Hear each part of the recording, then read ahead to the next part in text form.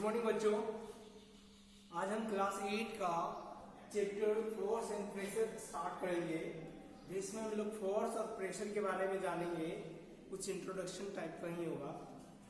Force, first of all हम लोग force के बारे में जानेंगे। बल क्या है, व्हाट इज द फोर्स। आप लोग कोई भी काम करते हैं ना, कोई भी काम करते हैं उसमें फोर्स अप्लाई होता है।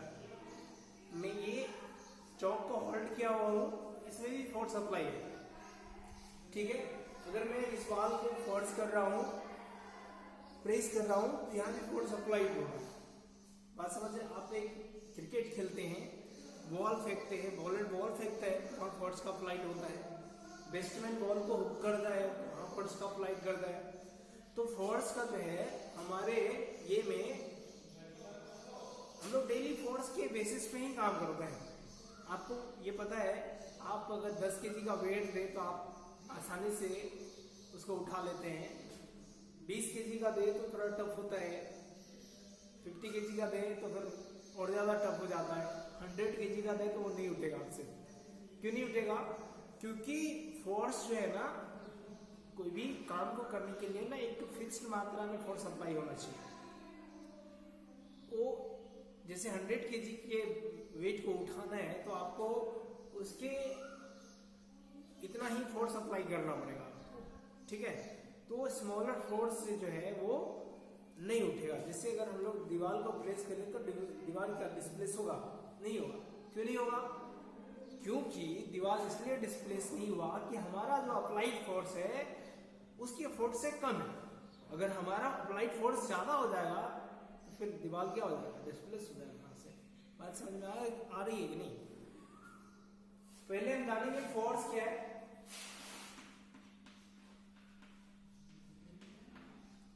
फोर्स बेसिकली हम लोग पुश और पुल को फोर्स बोलते हैं। पुश मतलब धकेला, पुल मतलब खींचना। पुश करते हैं मतलब अगर कोई भी चीज को धकेलते हैं, जैसे आप एक ड्रम को धकेल के एक जगह से दूसरी जगह लेके जाते हैं, ठीक है, उसको पुश बोलते हैं। और जब खींचते हैं अंदर की ओर या ऐसे करके खींचते हैं तो वो क्या हो जाएगा? पुल हो जाएगा। जैसे ये आपका जो है, आप इसे फोर्स लगा रहे हैं और ये m मास का ऑब्जेक्ट है, ठीक है, इसका मास m है। ये क्या हुआ? इधर से फोर्स लगा रहे हैं तो ये क्या होगा? डिस्प्लेस हो जाएगा इधर की ओर। क्या? इधर की ओर डिस्प्लेस हो जाएगा। और जब आप क्या करते हैं, इसी को खींचते हैं, जैसे m मास का ऑब्जेक्ट है, आप इसको खींचते हैं इस ओर, F फोर्स लगा के, ये डिस्प्लेस होगा और इससे हो जाएगा। बेसिकली हम लोग फोर्स को क्या बोलते हैं? पुश और pull is known as the force, ठीक है। अब पुश और pull on an object is called force. Simple भाषा में हम लोग बोलते हैं, ठीक है। धक्का या खिंचाव के को हम लोग क्या बोलते हैं? फोर्स बोलते हैं। चलिए फोर्स का जो है हम लोग स्पेसिफिक डेफिनेशन की ओर जाएंगे। फोर्स एक फिजिकल क्वांटिटी है जिसके प्रयोग से किसी भी ऑब्जेक्ट को उसके स्थान से या तो डिस्प्लेस कर दिया जाता है या उसको करने का प्रयास किया जाता है। अब एक ही अमाउंट का फोर्स अगर सारे काम को करने में लगाएंगे तो वो नहीं होगा। अलग अलग अमाउंट का फोर्स अलग अलग काम को करने के लिए रिक्वायर होता है। बात समझ में आ रही है? जैसे हमको कोई बहुत बड़ा, जैसे 500 केजी का ड्रम उठाना है, तो आप एक ही अमाउंट का 100 केजी में जितना फोर्स लगाए थे, 500 केजी में उतना ही फोर्स लगाएंगे, वो क्या हो जाएगा? डिस्प्लेस नहीं हो जाएगा, लो नहीं हो पाएगा। बात समझ में आ रही है? आपको उसके लिए क्या करना है? अधिक अमाउंट का फोर्स अप्लाई करना है। तो फोर्स क्या है? Force is a physical quantity which is used to. Force क्या है? फिजिकल क्वांटिटी है विच इज यूज्ड टू और ट्राई टू या एबल टू या try to displace the object. Force एक भौतिक राशि है जिसका यूज हम लोग क्या करते हैं? वस्तु को या तो विस्थापित कर देते हैं या करने का प्रयास करते हैं। बात समझ में आ रही है? Force is a physical quantity which is used to displace the object और try to displace the object. बात समझ में आ गई? चलिए फोर्स के बारे में जान गए। एसआई यूनिट क्या होता है फोर्स का? फोर्स का एसआई यूनिट न्यूटन होता है। SI unit of the force क्या होता है बच्चों? न्यूटन होता है। SI unit of the force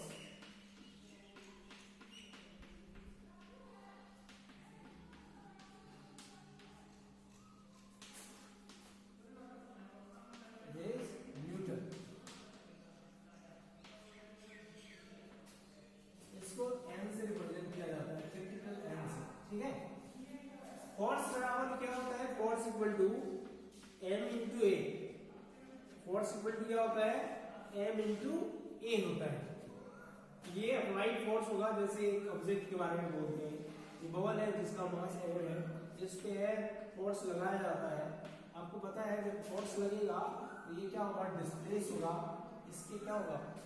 वेग में परिवर्तन होगा, change in velocity. Change in velocity को क्या बोलते हैं? एक्सेलरेशन बोलते हैं। चेंज इन वेलोसिटी को क्या बोलते हैं हम लोग? एक्सेलरेशन बोलते हैं। मान के चलिए इसका एक्सेलरेशन क्या था? ए था। Then the force is the product of the mass and acceleration of the object of a moving object। क्योंकि एक मूविंग ऑब्जेक्ट में ही क्या होगा? वेलोसिटी होगा, और जो स्टेबल है उसका वेलोसिटी तो जीरो हो जाएगा, फोर्स भी अप्लाइड फोर्स भी जीरो हो जाएगा, समझे? तो फोर्स इक्वल टू क्या होता है? Mass into acceleration. एम क्या है? मास ऑफ ऑब्जेक्ट है, जो ऑब्जेक्ट होगा, और एक क्या है? Change in velocity. बात समझ में आ गई? ऐसा यूनिट न्यूटन लिखा ही लिए, आप इसको इसका फार्मूला से भी डिफाइन कर सकते हैं। The product of mass and acceleration of an object is known as the force applied force. बात समझ में आ गई? चलिए लोग फोर्स के बारे में जान गए, अब प्रेशर के बारे में जानेंगे। अभी इंट्रोडक्शन टाइप का है और इसके बारे में डीपली भी जानेंगे। प्रेशर क्या होता है?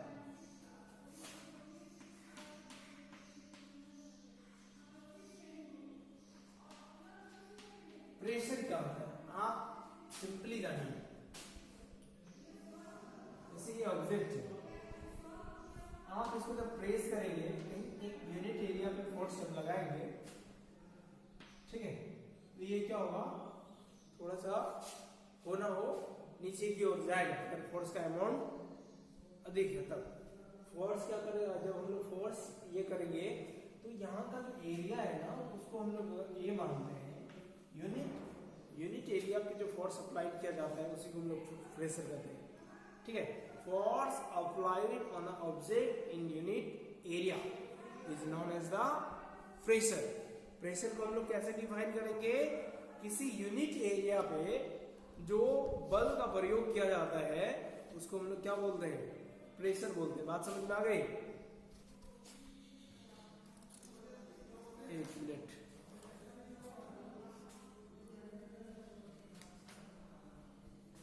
Force equal to pressure equal to क्या होता है?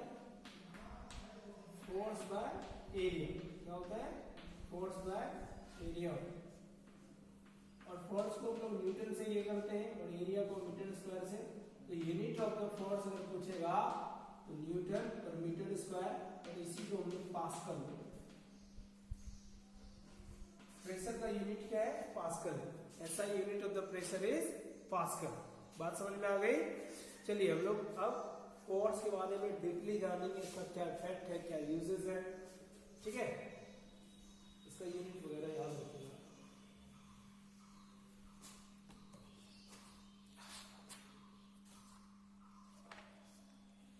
Force are the used in our everyday actions like pushing, pulling, lifting, stretching, twisting and the pressing। हम लोग किसी भी ऑब्जेक्ट को पुश करते हैं ना, वहाँ फोर्स का अप्लाई होता है। पुल करते हैं, फोर्स का अप्लाई होता है। स्ट्रेच करते हैं, लिफ्ट करते हैं, कोई भी चीज को अगर उठाते हैं तो क्या होगा? वहां भी फोर्स का अप्लाई होगा। ट्विस्ट करना, घुमाना, ठीक है, स्ट्रेच करना, ये भी क्या होगा?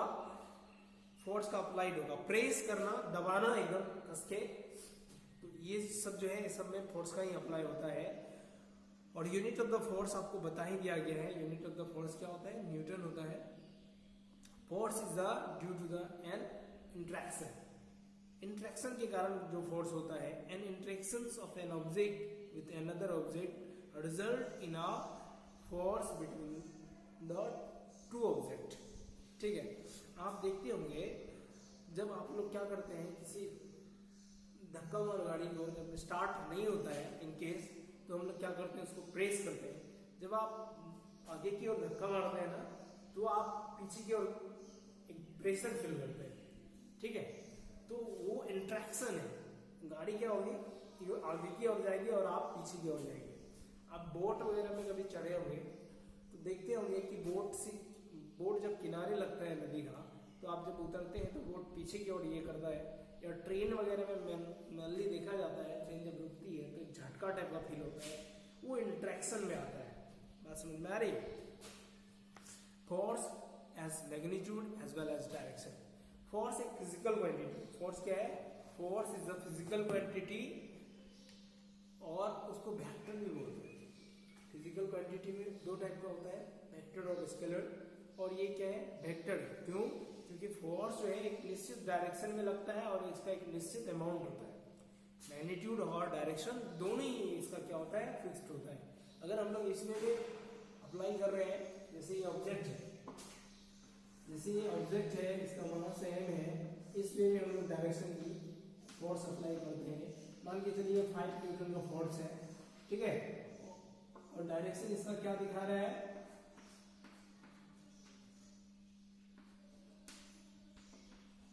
East to west, west to east. क्या डायरेक्शन क्या है इसका, वेस्ट टू ईस्ट है। तो फोर्स क्या है, फिजिकल क्वांटिटी है, इसमें फोर्स और डायरेक्शन दोनों होता है। ठीक है, 1 newton is the force which can be make an object of 1 kilogram mass to move at a speed of 1 metre per second.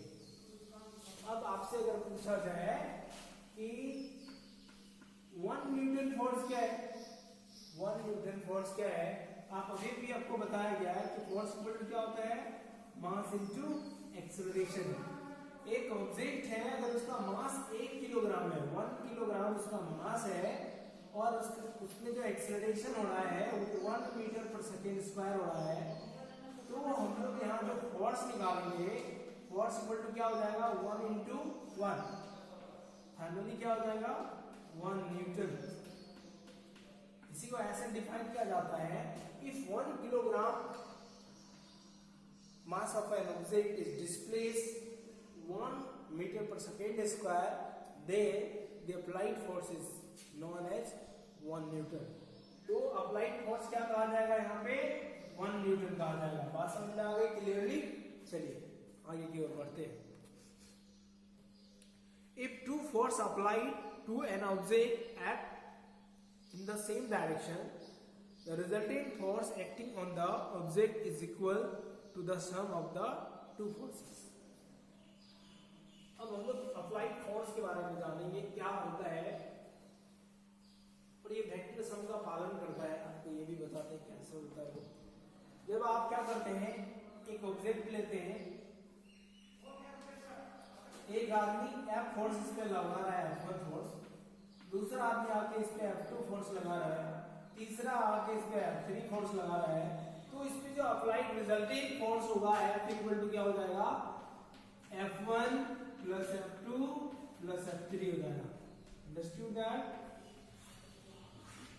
क्या होता है, जब एक ही ऑब्जेक्ट पे अलग अलग अमाउंट का फोर्स एक ही डायरेक्शन में लगता है, तो रिजल्टिंग फोर्स क्या होता है, इसको हम लोग ऐड कर देते हैं। जैसे ये ऑब्जेक्ट था, इसमें हम लोग F1 F2 F3 फोर्स लगाए, देन क्या हो गया, रिजल्टेंट फोर्स क्या हो गया, F1 F2 F3 हो गया। मान के चलिए ये F1 आपका 5 न्यूटन है, ये F2 आपका 6 न्यूटन है, ये आपका 7 न्यूटन है। रिजल्टेंट फोर्स क्या हो जाएगा, 5 प्लस 6 प्लस 7, तो रिजल्टेंट फोर्स क्या हो गया आपका 18 न्यूटन फोर्स, न्यूटन हो जाएगा, 18 न्यूटन हो जाएगा। बात समझ में आ गई? अब इसी में दूसरी बात क्या होता है, इसी में हम लोग दूसरी बात क्या करेंगे, जब इक्वल अमाउंट का फोर्स अपोजिट डायरेक्शन में लगता है, ये आपका बॉडी है, ऑब्जेक्ट है, आप F फोर्स यहां से भी लगा रहे हैं, इस डायरेक्शन में और F फोर्स जो है इस डायरेक्शन में लगा रहे हैं। ठीक है, ये इक्वल अमाउंट का फोर्स जब होगा तब बात करेंगे हम लोग।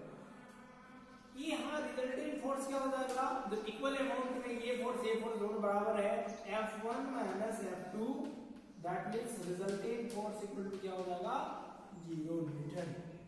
बात समझ में आया? इसका मतलब ये हो गया कि ऑब्जेक्ट डिस्प्लेस नहीं होगा, जहां का तहीं रह जाएगा। इधर से भी आप धकेलोगे उधर से भी वो धकेलेगा और दोनों के पास इक्वल फोर्स है, क्या होगा ऑब्जेक्ट जगह कहां रह जाएगा, वर्क 0 हो जाएगा, वर्क डन आपका। बात समझ में आ गई? दूसरी बात, जब F1 इसको टेस्ट करके बताएंगे, जब F1 is greater than F2 होगा, जब F1 is greater than F2 होगा तो यहां जो आपका रिजल्टेंट फोर्स होगा ये F1 माइनस F2 हो जाएगा। समझे? मतलब ऑब्जेक्ट जो है F1 के डायरेक्शन में डिस्प्लेस होगा। अगर F2 बड़ा होता तो ऑब्जेक्ट F1 के डायरेक्शन में डिस्प्लेस होता। बात समझ में आ रही है?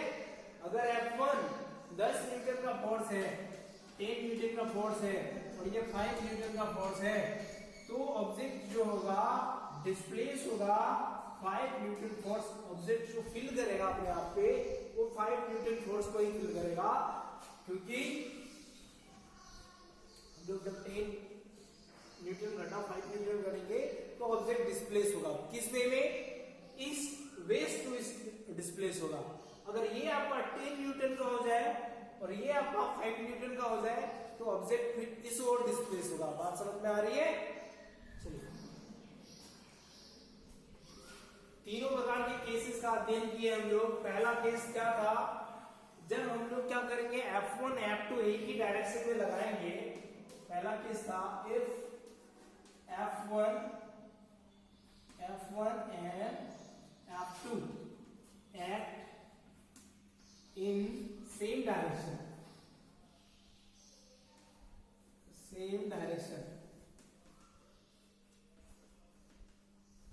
then resulting forces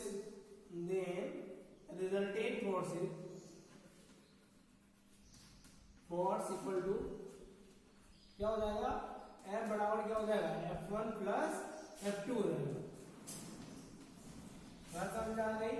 दूसरा केस क्या था बच्चों, if F1 is greater than F2, ठीक है, F1 क्या है F2 से बड़ा है और डिफरेंट अपोजिट डायरेक्शन है, act in opposite direction, अगर वो अपोजिट डायरेक्शन में एक्ट कर रहा है देन रिजल्टेंट फोर्स क्या हो जाएगा, देन रिजल्टेंट फोर्स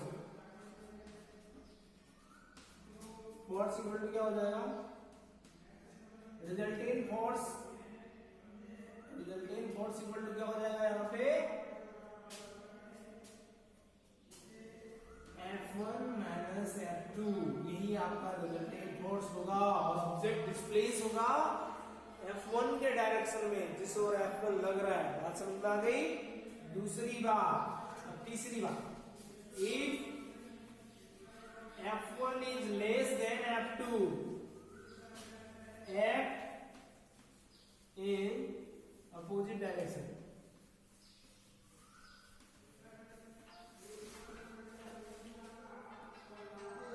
जब अपोजिट डायरेक्शन में एक्ट होगा देन रिजल्टेंट फोर्स क्या हो जाएगा, देन रिजल्टेंट फोर्स